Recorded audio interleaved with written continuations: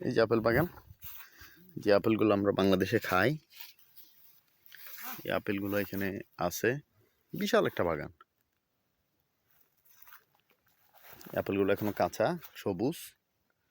হ্যাঁ, আর এই আপেলগুলো মোটামুটি পাকছে, আরো সময় লাগবে কয়েকদিন। মাশাআল্লাহ, কি উর্বরতা! কেমন আপেল ধরছে এই বাগানে। আমি আছি হলো পর্তুগালের একটা গ্রামে, যেখানে এগ্রিকালচার বেশি হয়। তো আমরা যেহেতু ফার্স্ট টাইম আসছি, সেই ক্ষেত্রে আমাদেরকে এগ্রিকালচারে কাজ করতে হবে যতদিন পর্যন্ত সোশ্যাল এবং ফিন্যান্স না হয়।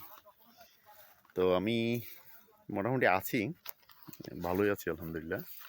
যেহেতু আমরা বাঙালি, আমাদের এই আপেল, তারপরে কমলা, মালটা, এগুলো যেহেতু আমাদের ওদিকে কম হয় বা হয়ই না, সেই হিসেবে এটা আমাদের জন্য অনেক সারপ্রাইজিং একটা বিষয়, যারা আমরা নতুন আসছি আর কি। এই যে এক একটা আপেলের সাইজ অনেক বড়, যেগুলো আমাদের বাংলাদেশে সাধারণত আপেলগুলোতে এরকম হয় না, কিন্তু এইখানকার আপেলের সাইজ অনেক বড় এবং প্রচুর রসালো আপেল।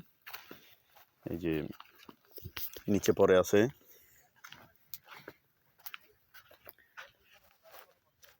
অনেক বিশাল একটা বাগান।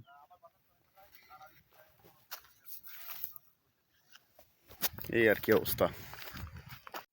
যে আপেল বাগানে আসছি, মোটামুটি একটা আপেল ছিললাম।